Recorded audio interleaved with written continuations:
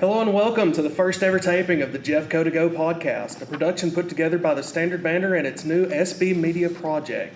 My name is Dennis Parker Jr., sports editor of the Standard Banner and host of this podcast. Joining me today and for most editions of this podcast are head girls basketball coach at Jefferson County High School, Bo Lewis, as well as the head coach of the boys basketball team at JCHS, Andy Hill. So at the Standard Banner, we've started this SB Media project as a new way to provide you content. More content than ever before, in fact, and that starts with these podcasts. And the best part, it comes at absolutely no cost to you. Who doesn't like free, am I right? So whether you're sitting at home or on the go, tune in where you'd like and when you'd like to stay up to date on all things Jefferson County as the Standard Banner continues to find new ways to be your trusted local news source like it has since 1925. And of course, you can still subscribe to the Banner for less than $40 for a yearly subscription, which comes out to less than $1 per edition of the paper. On top of that, you'll have full access to our website where we post all of our content. Some content is posted as it happens, so if waiting to get the hard copy of the paper is not your thing, you can check in regularly to get immediate coverage of the stories you're looking for at www.standardbanner.com. To set up a subscription, call our office at 865-475-2081 during normal business hours, which are 8:30 a.m. to 5 p.m., Monday through Thursday. The Standard Banner is closed Friday through Sunday. Again, that number is 865-475-2081, and those hours are Monday through Thursday, 8:30 a.m. to 5 p.m. With that said, let's get into the first episode. Like I said, I'm pleased to be joined by both Bo Lewis and Andy Hill. Gentlemen, it's good to see you guys. Hey, thanks for having us. Yes, thanks for having us, Dennis. How's summer been? Quick. You're telling me. Quick. You're telling me. I mean, even with you guys doing basketball, you guys are still having to do stuff over the off season. So I mean, tell me what your all summers have been like. The month of June is TSSAA gives us 10 days of team against team competition, which you try to maximize those to give your kids the opportunity to go compete. June kind of goes by in a flash. Then we have our kids camp.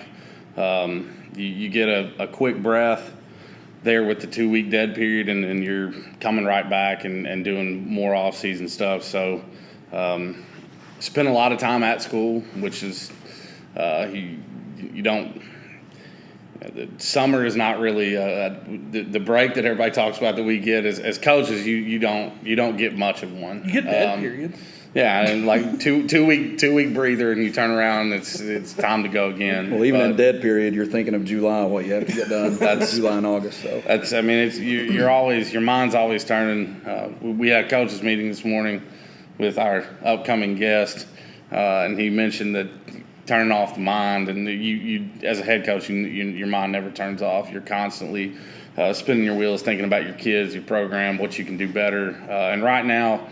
Especially for basketball programs right now, I think most coaches are probably trying to evaluate what took place in the summer and try to develop the best plan possible. I've got a guy coming here and doing a clinic in late August, so I'm going to have some area coaches come in and listen to him. So you're just kind of planning and preparing for your season.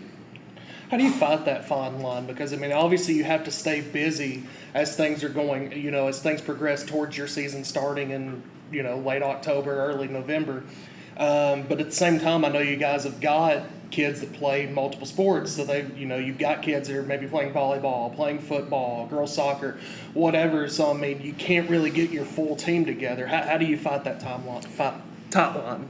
Well, you know that coming in as a head coach, we try our best to share athletes here on campus, and communication is vital. I always say that and stress that with my team. We kind of know what their schedule looks like if they're playing another sport. So, and we're thankful they're being active and doing something else, being involved with another program here on campus. But you work with the ones that you have during that off season and try to prepare those kiddos the best you can, and just lay that foundation of what your preseason workouts look like, and you still communicate with those players that you have that aren't with the team at the moment. So, a lot of that, like I said, communication is a big part of that, knowing that they are at least working out and involved. Like you said, whether it be soccer, we have a few girls playing volleyball right now that's part of the basketball program also. And I know Coach Kyle, she has them, in the weight room a little bit right now, and their season's about to kick off with their first match coming up soon. So, you're thankful they're being active and doing something else. From our perspective, our belief in our prayer, you only get one shot. You get 4 years to be a high school student. Play them all while you can. That's right. I would encourage our kids to go and we've got a number of them playing golf, a number playing football. Go and enjoy this experience. That's somewhere along the lines we kind of lost sight of the role of high school athletics, and if we're only here to serve a singular purpose in attempting to get kids college scholarships, then we're coaching about 5% of our kids. The other 95, the sports serves an important role in their life as a high school student and as an adolescent and growing into young men and young women. And we encourage our kids to go and play as much as you can while you can, because you get one shot at this. And it is a balance. We tell our players,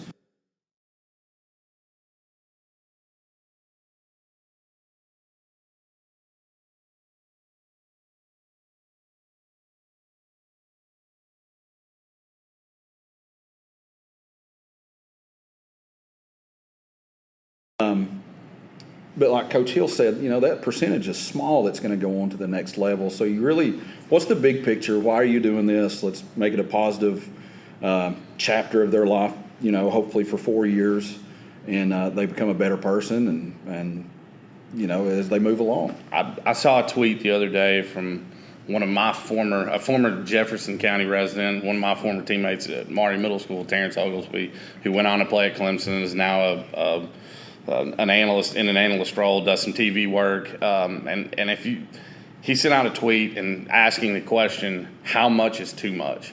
And if you have a guy that basketball has been his entire life asking the question, how much is too much, regarding kids going to elite camps, travel basketball, our team camps, and then their school season, it may be time to sit back and look at that. And so that's why I think it's important for kids definitely to get in and play multiple sports. And I think that we do a good job here as a staff and as an athletic department of encouraging that and supporting kids in those sports and going to watch them play. We've attended a ton of different sporting events, and so if you work together as an athletic department, you communicate. It's not. It's very much a positive, and not anywhere near.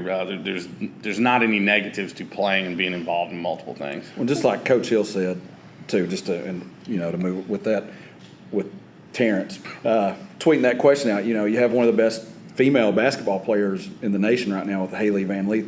She was posed the question, what advice would she give young female athletes? And her answer, not exact quote, but paraphrasing, was she wished that she had been involved in more than just basketball, like she 24/7 was in a gym somewhere.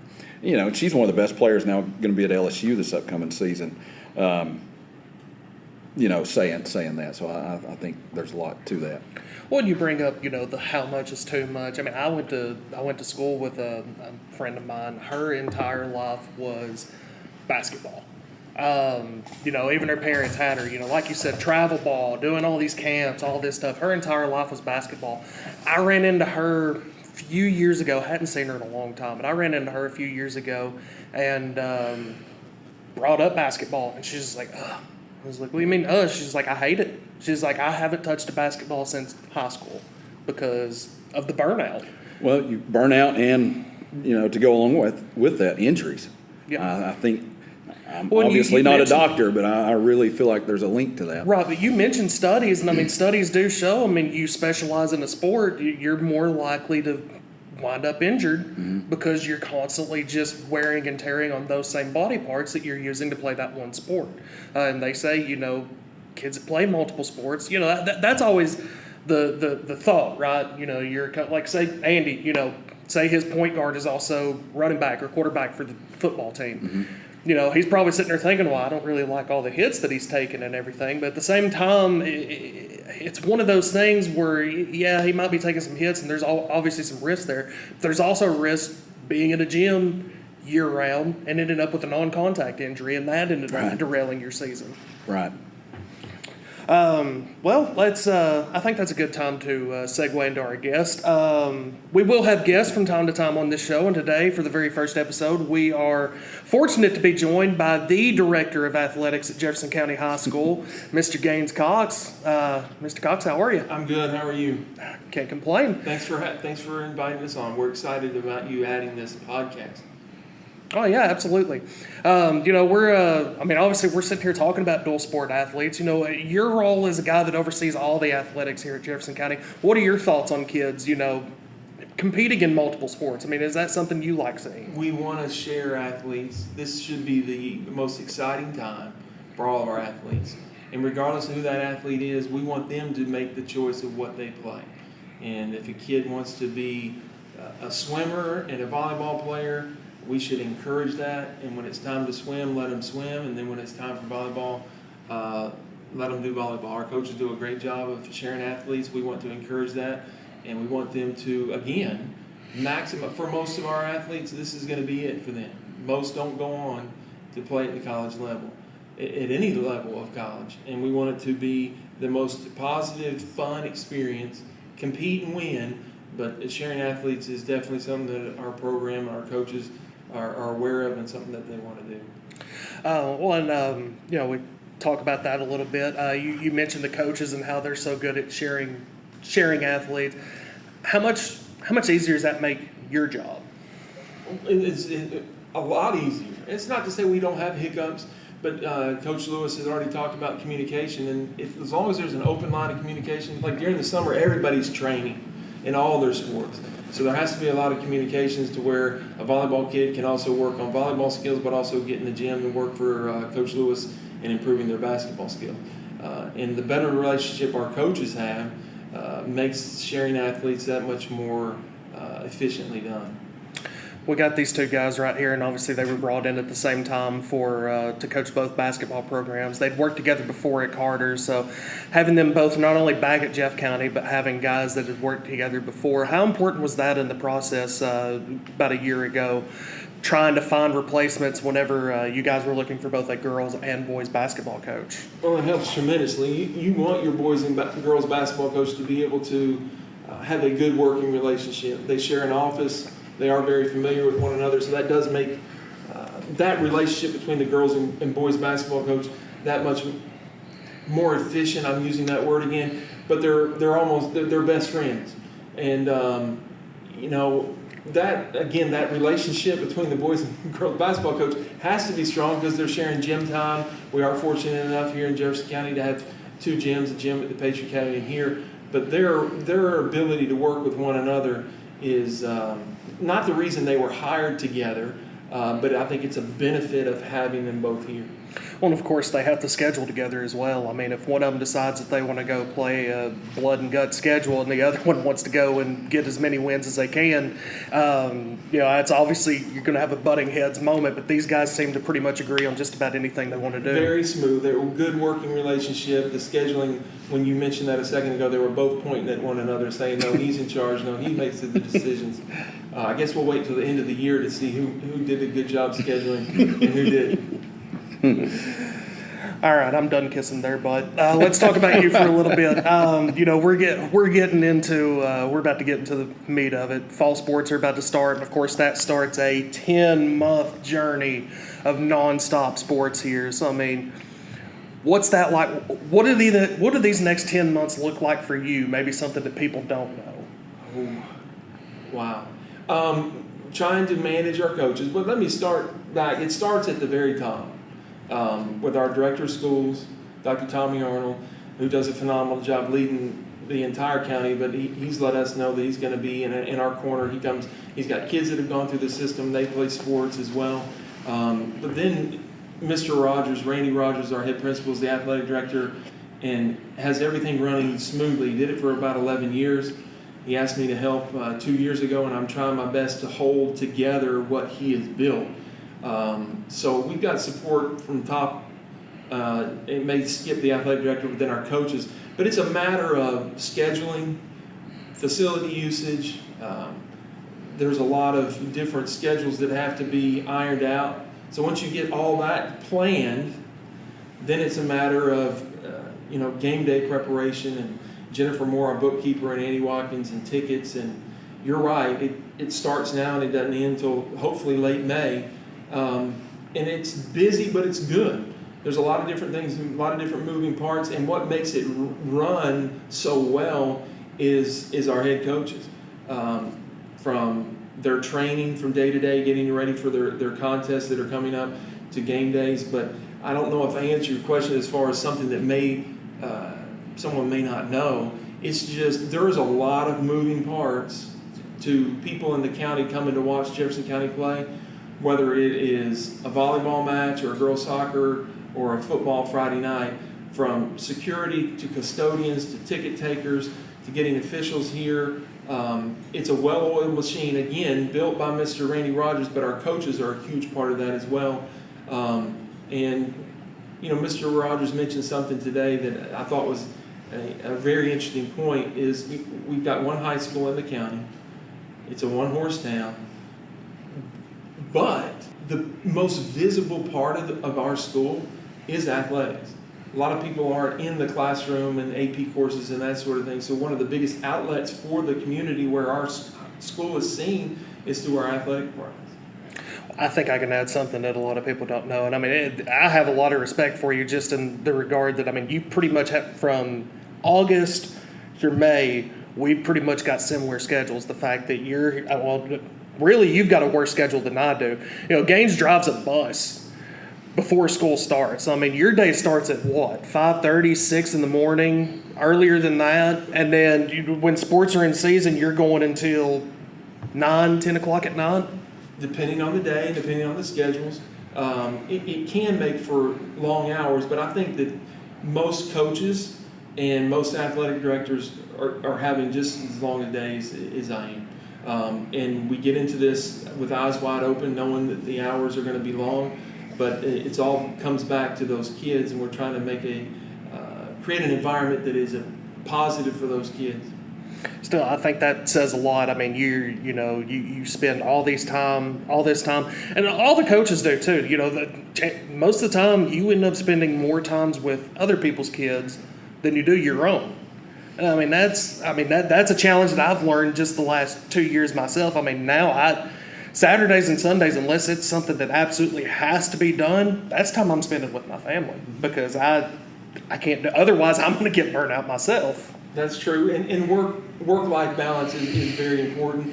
We did talk with our coaches this morning about the importance of being able to try as best you can to be as present with wherever you are. And when you have that moment in the evening when you get home, to put on a different hat, whether it's spouse or mom or dad, you need to do your very best to be present and fill that role that you've got at that moment as well as you can. That's a challenge with the long days, trying to prioritize your time. Well, I think that's very good. Obviously very important as well. Guys, you got anything for Gaines? I do. Coach Hill might have the same thing. We're not doing the omnibus this episode. No, we'll get to the omnibus, but Are you going the same way I am with it? we can find out. Oh, okay, you go ahead. From an administrative standpoint, and like he said, it starts from the top down, but this man, he's very humble, and he's not fishing for this, as he says, but as a coach, he allows you he does so much for us. It allows us during those stressful moments of whether it be game day preparation or things of that nature, those are taken care of. Mm-hmm. And That's not always the case, but at Jefferson County High School, it is. And as a coach, I can't be thankful enough that, from a game day operation standpoint and all the things that are behind the scenes that people don't necessarily think about that are outside of this profession, those things are taken care of. I have never once worried about if we're going to have people taking up gate money, or if we're going to have people running the clock and keeping the book.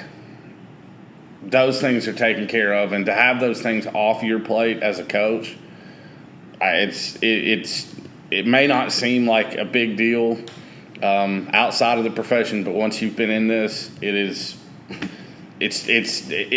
cannot be appreciated enough.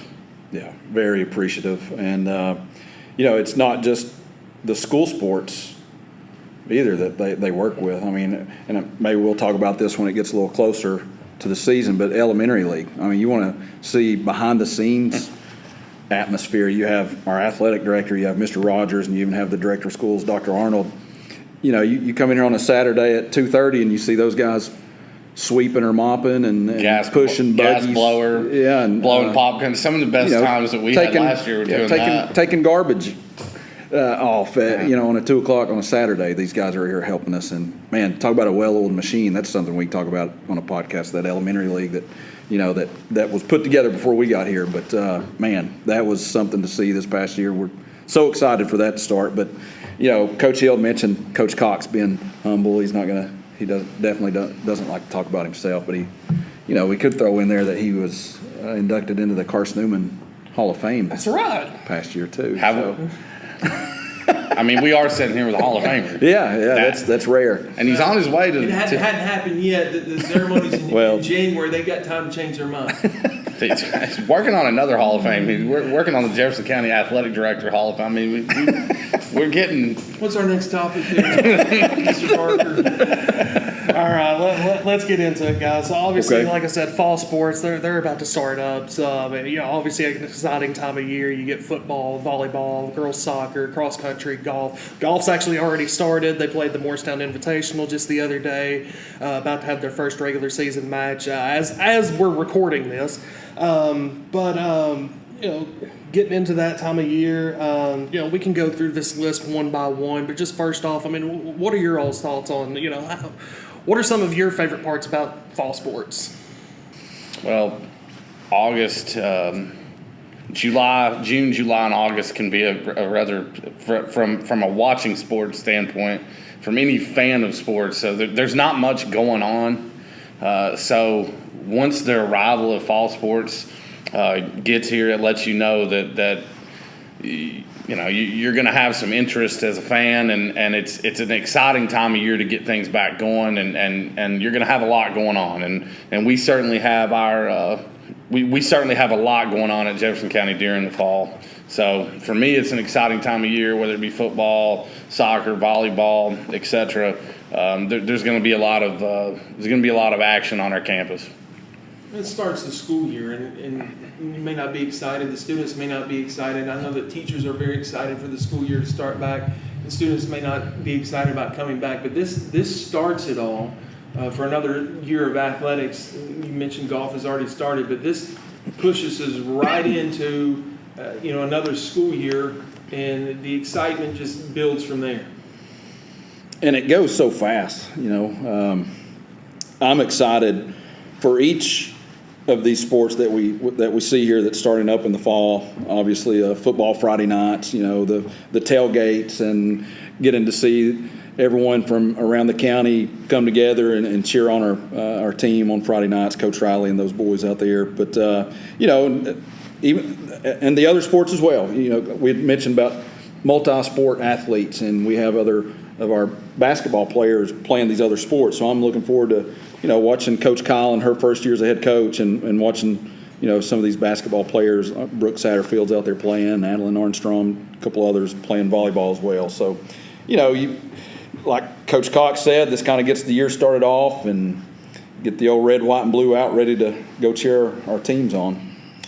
Let's just take this sport by sports. Well, I mean, we'll start with girls soccer. I mean, arguably, I think you think of fall sports last year. I think one of the more successful programs last year for Jefferson County. I mean, this team went undefeated in the district, outscored their district opponents 25-1 in 5 matches, which is unbelievable in and of itself. I mean, you guys know yourself how hard it is to win a district title. So, I mean, winning 5 matches and only giving up a single goal in that span, I mean, that's got to be pretty tough.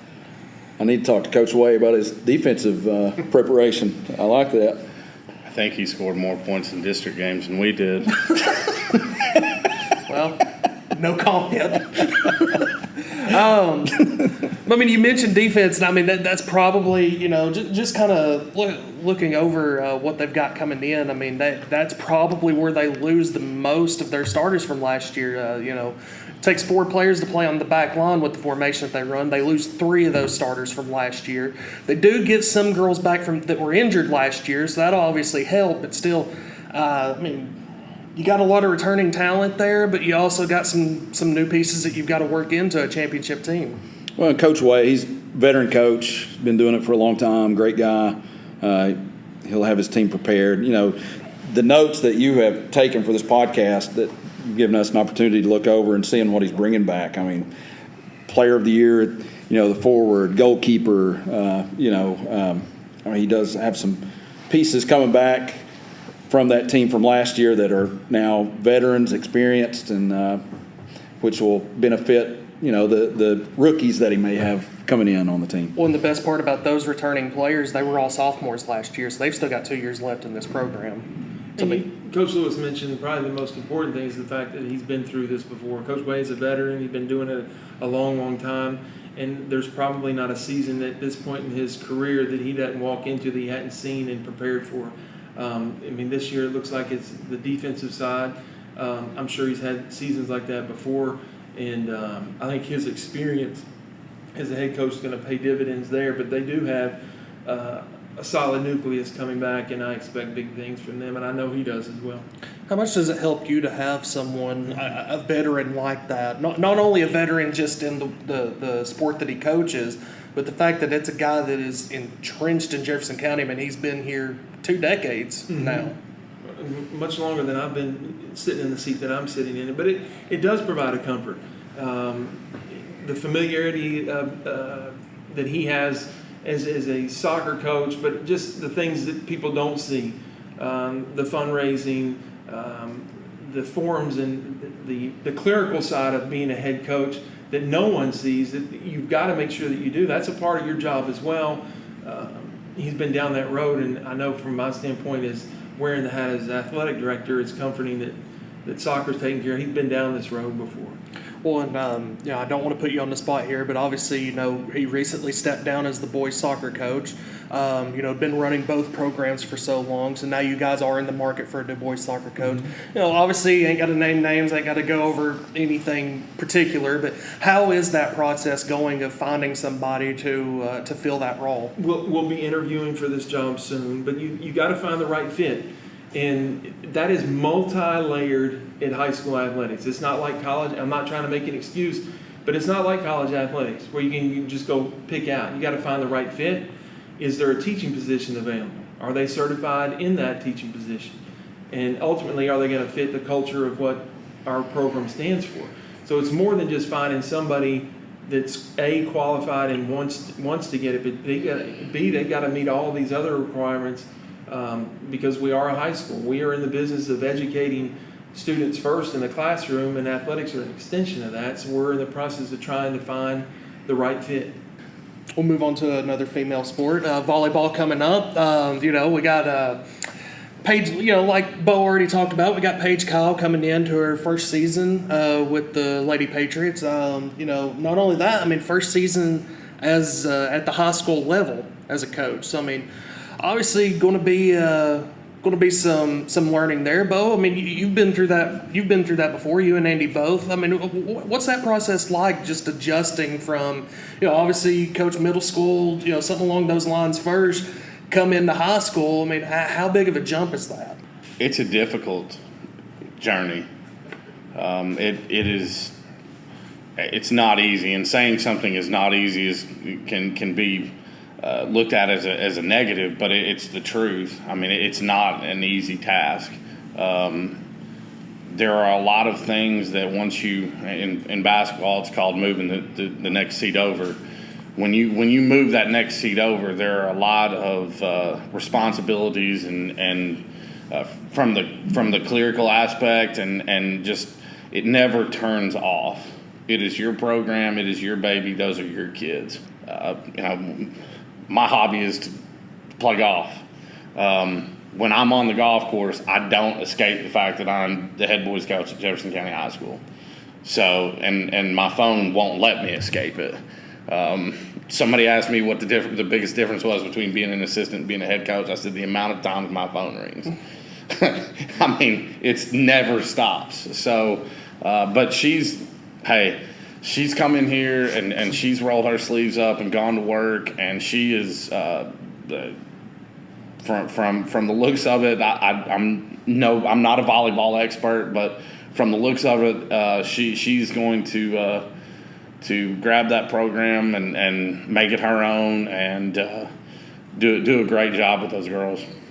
Well, it's important to, as a new head coach, and this is just speaking from experience for me, to try not to do it all yourself. And I've been in that situation where I just felt like I had to do everything, and not because I thought I knew it all, but I just felt like I needed to do it. I needed to be me doing it. But you have to try and delegate some of those things to take off your plate. And Coach Kyle, looks like she's done a great job of it. It's important. Let me say this: it's important that you bring in people around you that you trust and that you can lean on. And she has two assistant coaches that have come in with her, so that you have those three coaches there together working. And another positive, I'm like Coach Hill.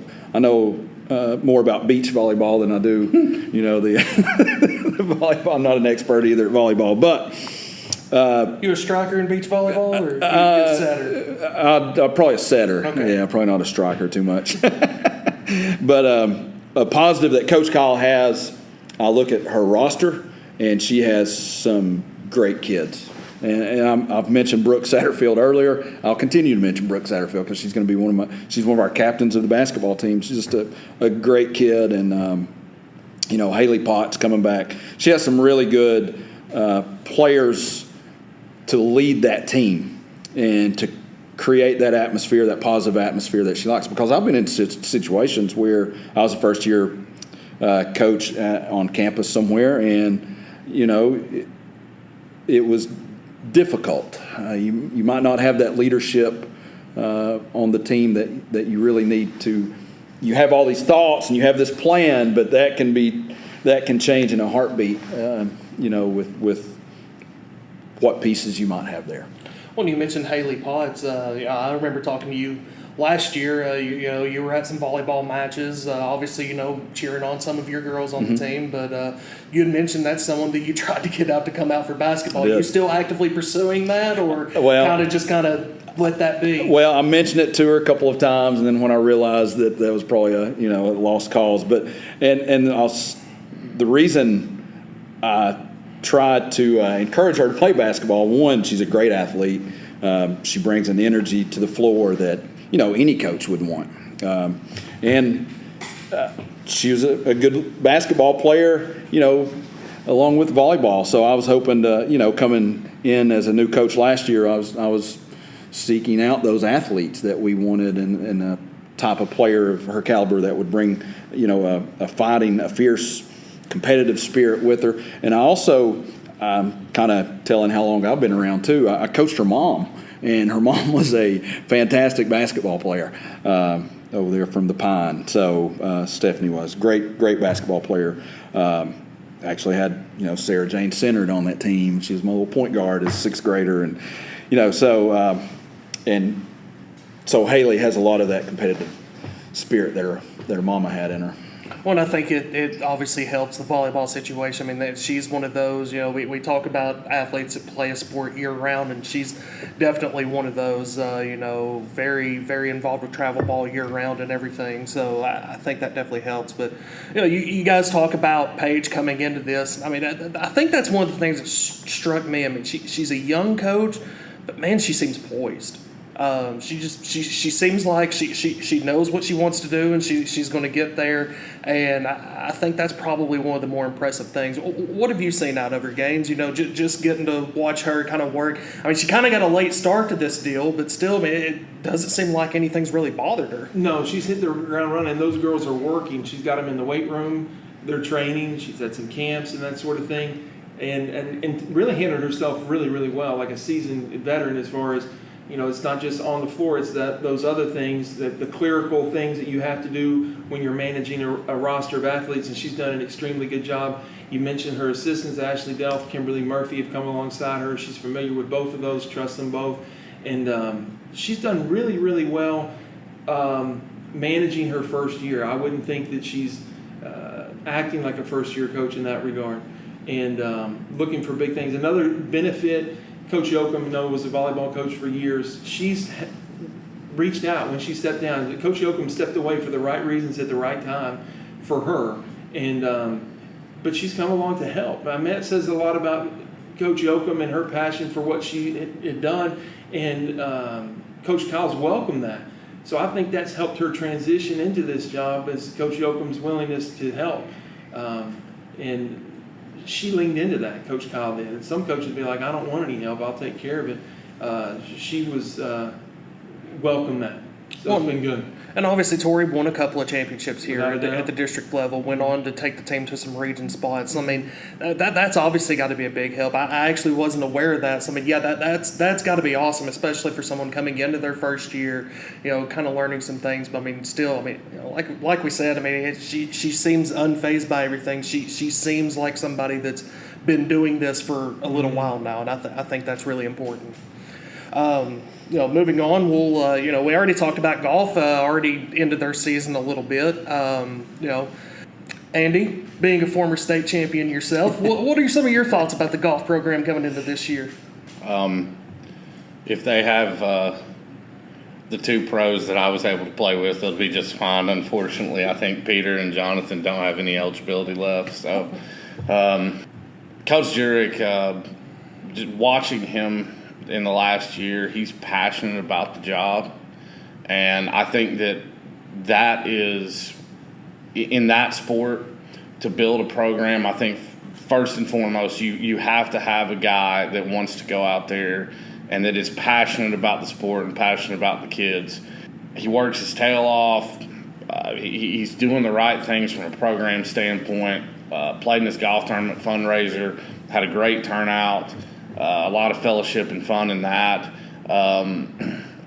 Just reading the notes here, we're bringing back what looks to be an experienced group of girls, and from the boys team, you've got some guys out that are athletes, and I've got some guys out that are on our basketball roster that have taken an interest in the game. So. Well, if they hang around with a state champion golfer long enough, I mean, they're probably going to get a little interested, right? Yeah, I appreciate that. I try to wear my ring only like once a week. Sure. You point to the sign every time you all drive in through the gate. I was very appreciative to Mr. Rogers for getting those signs up, and I did text him that before I was even the coach here. I mean, that ring is displayed in our basketball office. I've got two. I bought an extra one, maybe. But I'm from a personnel standpoint, you have to create interest in the game at a young age. It is an expensive game, so those two things don't always work well together. It being an expensive sport and trying to create interest, but the way that Coach Jurek is running the program and the things that he is doing, bright future ahead. I think one of the things that stood out to me just in last year, I mean, you come into a year, you don't have Madison Klein anymore, who, went on to play in the state tournament her senior year, went on to sign with Carson Newman, very great at what she does. And then you look at that girls' team and you're thinking, well, what are they going to do without her? Well, they finish runner-up in the district and still go on to the region, which put them one match away from making it to state as a team. I mean, that I think that speaks for itself. Without a doubt, he develops players. He works extremely hard. Another coach that we're blessed to have because he takes care of his business with his team, but he also has a great rapport with his girls' team and his boy team. I think that his players respect him a whole lot, and I think that what Coach Hill had mentioned about his passion for the game of golf not only creates interest from other people who might want to be stepping into it, but also it leads to the development of the players that he has. And you've seen that over the course of his 2-year tenure. Well, they get Emily and they get Sarah back. Sarah was all IMAC last year. Emily won a number of medalist rounds a year ago. Got both of them back for a senior year. And then on the boys' side, little inexperienced and everything, but, for the most part, they seem to have a good rapport with each other. They seem to compete well. The thing with him last year was he just wanted to see, he wanted to see strokes get lower and lower as the season went on.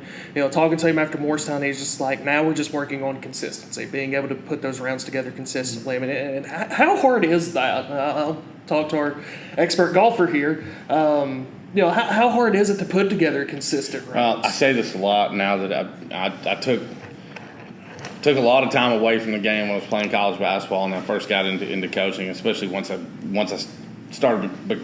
became a head coach. But once COVID happened, I kind of didn't have anything else to do, so I got the bug again. And what I noticed when I started playing golf as an adult is how much easier golf is with an adult brain. You don't try to do things you can't do. You legitimately play one shot at a time. You don't think about the next shot. You don't think about, oh wow, I've made 2 birdies on the first 2 holes. If I get those thoughts don't enter your mind. You are where your feet are, and you just hit the next shot that's in front of you. For a high school kid, the hardest thing to do, and the biggest saying in golf is, to play the round shot by shot. There's no one shot that's more important than the next. Do your best in that moment and then move on. Whether it's good or whether it's bad, process the result, learn from it, and then go hit it again. I think for all coaches, staying present and being in the moment is something that you try to teach your athletes. But in golf, you have so much time to think between shots. You can sit over there and start analyzing your swing. Well, am I doing this? Am I doing that? What's, club, wind, whatever it may be. There's a lot of time for demons to enter your brain. And it's, a comparable situation in basketball would be like going to the free throw line. That's really the only time in the game where it's not free-flowing and up and down, and you're sitting there by yourself with an opportunity to perform a task, and the result's going to be either you make it or you miss it. Golf's a very black and white sport. You post the lowest score, you win. The results of each shot are evident to everybody around you, whether they are good or bad. So you have to have a lot of guts and a lot of courage to even step out there and play that sport. So, but the hardest thing by far, in my opinion, for high school kids is to play one shot at a time. I appreciate you saying that it takes a lot of guts to even try it, because I tried it once and I hit a tee shot about 8 yards and went dead right. So you're out there by yourself. It's just you, your golf bag, and I mean, you may be playing with a teammate, you may not be, but I mean, it's you and your thoughts, and it's a very mentally challenging sport, and right now with it being early August, it's a very physically challenging sport with the heat and carrying your own bag and things like that. Well, let's move on to cross country. We talked about Sean Way having the amount of experience that he does coaching a sport here. I don't think anybody has more of a tenure here than Bill Delosier does. Gaines, I'll let you start. How comforting is it to work with a guy that, I mean, not only has done so well with he's only in his 3rd year with the cross country program. He's coached track, he's coached a little bit of everything, but how comforting is it to work with a guy like that each day? He's awesome. He does a phenomenal job with whatever passes through his hands, whether that's in the classroom as a teacher, as a math teacher, algebra teacher, or in the many different sports that he's had. He's another coach, and we're blessed here at Jefferson County. He just takes care of his business. He's got his athletes' best interests at heart, treats them well, and they work at cross country. I mean, they work at it. They're out there every afternoon. They've been here this summer. And it started at the end of May, and they've trained they're training all the time. Very successful last year. I think it was mentioned before on this time that we've spent together that the boys cross country team qualified for the state as a team for the first time in school history. Got a bulk of those runners back. Got plenty of female members, but it is comforting to have someone with Coach Lozer's experience, high character guy, and you don't have to. When your phone buzzes or a phone call or you open up an email, it's never going to be anything bad as it pertains to Coach DeLozier. He always takes care of his business, and Adam Shockley helps him with cross country. We've also, during the course of track season, added another assistant. Mark Corum is going to be helping him with cross country as well, and 3 high quality guys to lead our cross country team this year. We're very, very blessed. Well, and I mean, like you said, they went to the state tournament last year, and this is just the second year that he's coached that program. Mm-hmm. Guys, what year are you all in this year with Jeff County coming in? Second. Second? No pressure? No. The stare. Seriously, how special is that? Well, obviously he knows what he's doing, but I mean, as long as he's been around, but still, I mean, coming to a program just the second year, there's something that's never been done in the school's history. Coach DeLozer's, I can honestly say, he's one of those guys that I have looked up to, respected for years. Since I've known him, and it's been a long time now. He's always just carried himself the right way. I feel like he's one of those coaches that you can just look at and just when he's finished, hopefully it's not for a long, long time, but you just know that he's done it the right way. And I lean on him. I talk to him all the time about basketball stuff and we might not even talk about basketball. We were talking about a book that he's reading right now about leadership, and we were talking about that this morning. So Coach DeLozer's is one of those guys that all the students on this campus respect, and all the players that he has coached, whatever sport, they know he's genuine. I mean, he is truly invested in Jefferson County schools and our athletes here and throughout the county. And I love Coach DeLozier. And like Coach Cox said, now that I have been on campus as a teacher also, I'm just as impressed with him as a teacher, just being in these math meetings with him and how passionate he is about his job and this school. I had the good fortune of playing for him for 3 years at Maury. Loved it. Anybody that has coached or taught or been a student athlete in this county for a long time has been impacted by Bill DeLozier in a positive way. And thankfully he's here, somebody we can lean on and use as a great resource. When I first got into coaching years ago, he gave me a very short, brief piece of advice. You just do it the right way.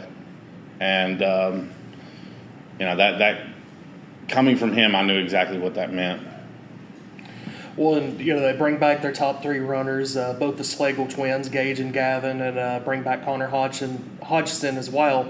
But also bring back Thomas Yells and Josh Giles to kind of help fill that 4 and 5 man role. So, obviously a good chance for them to repeat. Now, one of the things that stuck out to me, he took over the program, and I was here for year number 2 of it, and the first year they took one individual to the state tournament, state championship, and he said, our goal this year is to get the whole team there. Well, they got the whole team there. So now going into this season, he says the goal is to be top 10 in the state. I think they finished 12th or 13th last year. Top 14, yeah. Okay, yeah. And obviously not far off from that and bringing back the talent that they've got. And, those are also younger guys. I mean, they're coming into upperclassmen seasons, but they're not seniors yet. So, I mean, good chance for them to really have some success here these next 2 years. Excited to see their season as it progresses and how they improve. I mean, they set a standard last year, and all of our coaches are trying to improve from year in to year out. And Coach Lozier will get it out of them. But those guys, and if you're not in cross country, you better love to run, but they love to run. They love to run. And I think with any sport, you talked about passion and energy. I think it'll show throughout the course of their year. Have you guys thought about creating a separate trophy case, because they're kind of filling your alls up with all the accolades they're racking? It is pretty full. All right, guys, let's move on to the last one. Football coming up. As you guys are listening to this, we're probably just 1 or 2. We're less than 2 weeks out from the opener over at Oak Ridge. So I'll hand it over to you guys. Football season coming up. What are you looking for? Well, the last 2 years have been very, very good. The years prior, I don't think it's any secret that there were some struggles here. Well, they seem to have turned that page. The 2 years in a row qualifying for the playoffs, and even 2 years ago, a lot of these same players are going to be playing on these Friday nights. We're getting experience as sophomores, and a year older doesn't always mean a year better, but they are better. And I know that the coaches are trying to harness the optimism that is surrounding this program. They had a really strong outing at Knox West in a scrimmage, and they're trying to take it day by day, practice to practice. But one of the things that Coach Riley mentioned is we didn't win anything down there at that scrimmage. That was in July.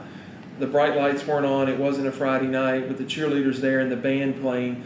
But there is some optimism surrounding that program, and a reason to come out to support the Patriots starting here in a couple weeks. I always get tickled, to be honest, with, whether it's scrimmages or, in your all's case, you play some summer games and stuff like that. People get caught up, well, what was the score? What was the score? It's just like it doesn't count for anything. Like, this is literally just, develop. Let's see what we got, and let's get ready for the season. We have basketball head coaches posting their summer records, and and that's true story. And talking about their record through the summer. So, Well, there might be one legendary coach that put it on his resume. I don't know. Well, you can't, with a scrimmage, you can't take too much out of it. No. If you play great, it's still the preseason, and you still want to improve and maintain some consistency. And if you go out there and it's not what you want, you get punched in the mouth a little bit. It is a scrimmage, and you got to continue to get better.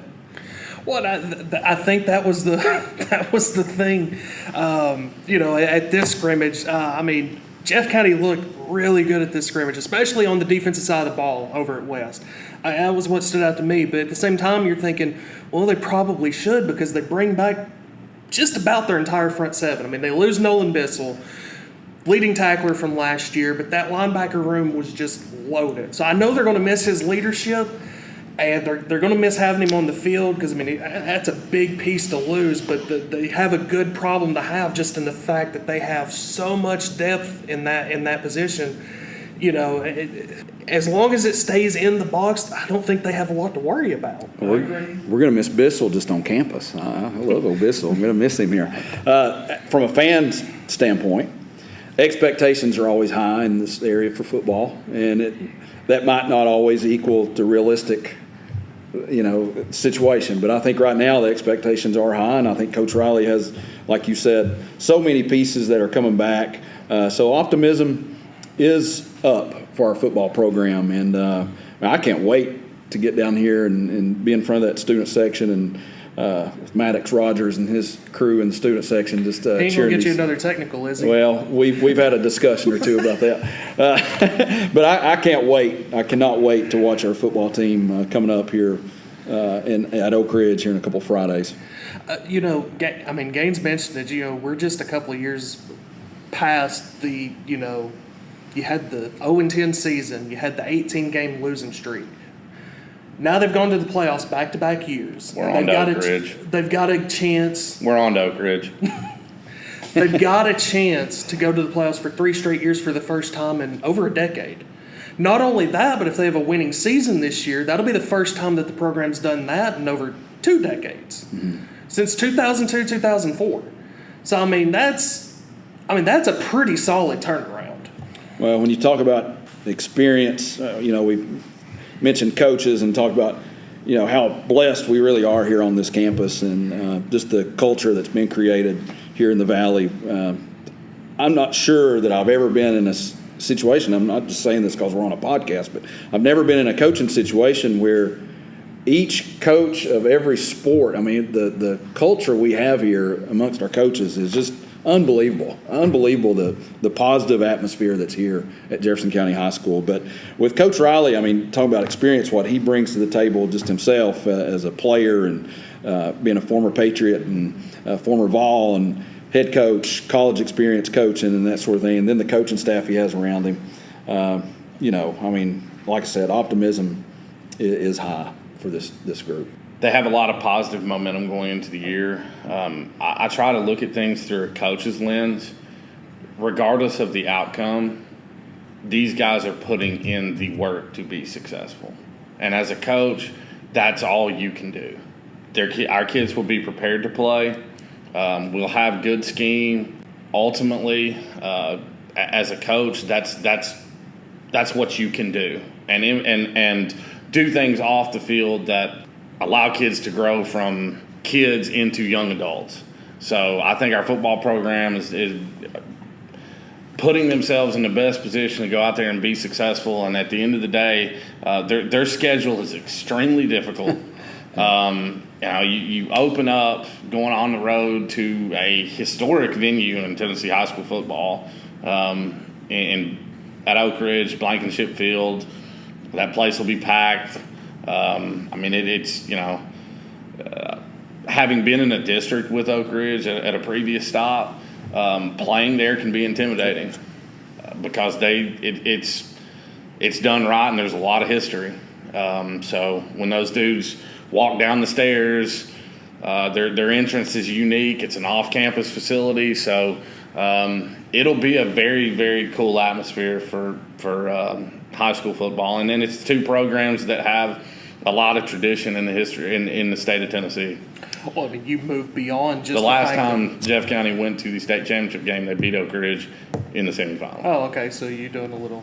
Okay. I know my history. I was there. So.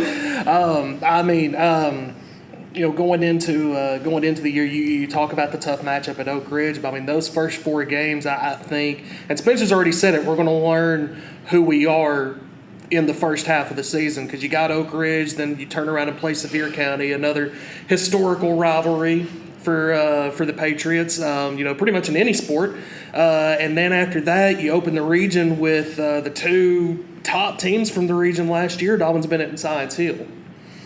Well, Coach Hill mentioned it. We talked about it at the beginning of the show about schedules, and Coach Riley certainly did not shy away from a tough schedule and to start the season with that type of schedule. Well, then on the back half, you got Farragut, who you played in the first round of the playoffs last year. Yeah, they will definitely know who they are, like Coach said, after those first four games. And, Coach Hill mentioned it.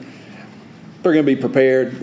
They'll be ready each week for each of those games. Well, I know right now they're focused on the Oak Ridge game and looking forward to it. Well, and, Andy, you mentioned about looking at it through a coach's lens. It's kind of, it's kind of interesting that you say that because you and Spencer kind of share a little bit of a similarity as far as a personnel standpoint this year. He's got to replace a starting quarterback. You got to replace a starting point guard. What do you think about that process? Obviously you're having to go through it yourself. So, what are some of the thoughts that you have about Trevor and Spencer having to go through the same thing? I think that it's important that they find a guy that kind of wins the team, that the team can believe in and rally around. Whoever that guy is going to make mistakes.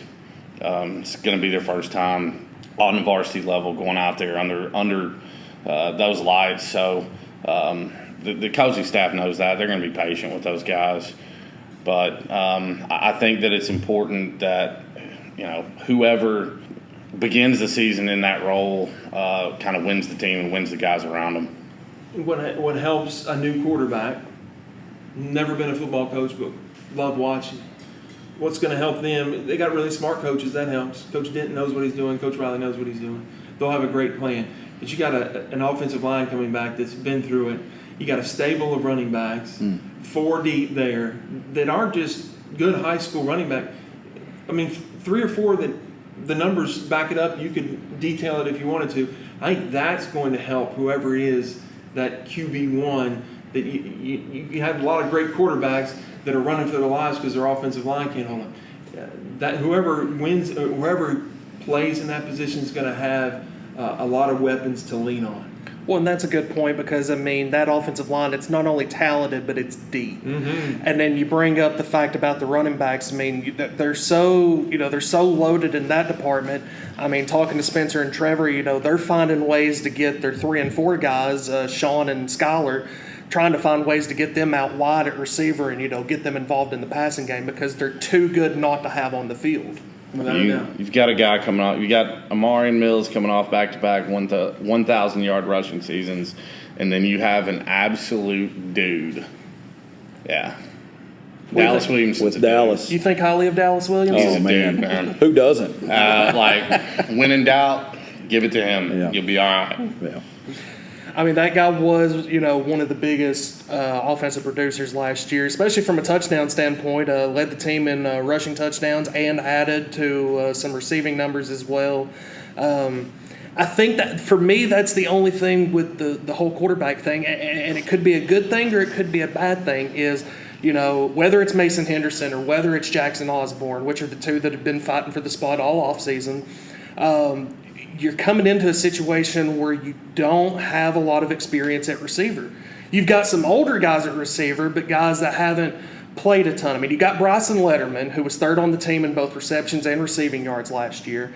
But then after that, you don't have a lot of experience there. But He's going to have to be ready to step into a different role too. Well, and I've also seen where maybe it's one of those things where Mason or Jackson, last year they're probably throwing to that 2nd and 3rd team unit in practice. So they've got some familiarity with those guys, and I've seen that. It's different, but I've seen it work at the college game like that. Sure. You have a receiver that's mostly unknown, but then the next quarterback comes up that's been working with them in practice, and all of a sudden you've got a pretty solid connection. Well, those experienced players that we have coming back, they're going to help these other guys that might not have the experience feel more comfortable out on the field. I feel like just with the basketball scenario, if you have 2 or 3 players that were on varsity and started and played a lot of minutes, and you've got a freshman coming in or a sophomore or junior that's coming in that didn't play a minute, it helps having those players surrounding you that's been out there and that have been through it, that can help, settle those nerves after a snap or 2. Well, and I mean, how important is that going to be just from the quarterback standpoint? Because whoever you put out there, you're putting out a sophomore first-time starter. Like you said, there's going to be mistakes. There's going to be bad plays. But how important is it going to be to have those guys around you, those veterans, those guys that have been there to keep them picked up? Because, I mean, obviously that's going to be crucial to how things develop and how things progress as the season go along. You just keep playing. No matter, like Coach Hill mentioned something earlier, you just keep playing. Good or bad, it's next play. You can't focus on what happened that last play. And that's where the culture that you've created is going to come into play also. Don't panic under pressure. Don't panic. We know what we're trying to do. Try to keep level-headed and just move on. Move on to the next play. And another reason for optimism, we were talking about the quarterback situation and having a veteran offensive line and a lot of different running backs is probably the strength of the team. You mentioned earlier is our defense.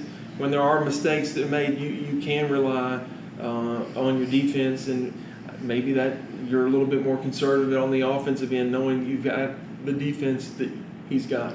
It's a great problem to have if you're breaking in a new quarterback. The offensive veteran that you can surround him with, and the strength of the defense on the other side. I watched the team win back-to-back state titles at Central, leaning on a very good defense. So Their offense wasn't too shabby either. no, but it wasn't. But their defense was otherworldly. You bring that up, and I don't want to put too much pressure on them or anything, or throw out a Sal Sunseri quote, you only got to score 17 points and you'll win every game, he says to Jim Chaney, and that offense proceeded to score like 40 points a game and still lost 7. But Old Swiss cheese style, baby. By all means, you look at the way that you look at this defense, and I think the biggest question is going to be in the secondary. You know, a lot like girls soccer. That's where they lost a lot of their talent to graduation was in the back end of the defense. So you got to find some people to fill in there. But by all means, if the defense can do similar to what it did at West in that scrimmage, you're looking at an offense. But you score 2 times, 3 tops, you should be expecting to win a football game. Like we said, there's a lot of optimism around this team. But if for coach speak purposes, if you were to talk to Coach Riley, they're going to try to win at practice today and then Oak Ridge. But there is a lot of optimism surrounding not only the season, but also offensively, defensively. Of course, that all matches up to the season. You can edit that. Hopefully you will. With that being said, the inexperience in the secondary is helped by how strong that front seven is. Pressure on the quarterback, controlling the running game, and that sort of thing will help an inexperienced back end. I mean, I think that the quote is the best secondary is a good defensive front. So, I know. guys, I think that's a good point to stop. Obviously, you know, Jeff County kicks off the season August 18th at Oak Ridge, start of a new season. We got fall sports starting up in full August 14th. Like we said, golf's already playing, but everybody else gets underway on August 14th. Looking to be a good year. Guys, any closing thoughts? Well, I'm looking forward to JCHS athletics this year. Appreciate all of our coaches and the athletes and their parents, but we want to thank you for the coverage that you give the athletes in our community. I know it's a big deal for them, but also grandparents and parents and the coverage that you do. You work extremely hard covering all of our sports. We appreciate it, and so thank you. And I think this podcast is just another avenue to showcase our athletes and our coaches. So we appreciate the work that you do. Yeah, that's the goal. Guys, I appreciate it. Andy, Bo, till next time. Gaines, thank you for joining us. Thank you. It was fun. All right. Till next time, guys. We'll see you then.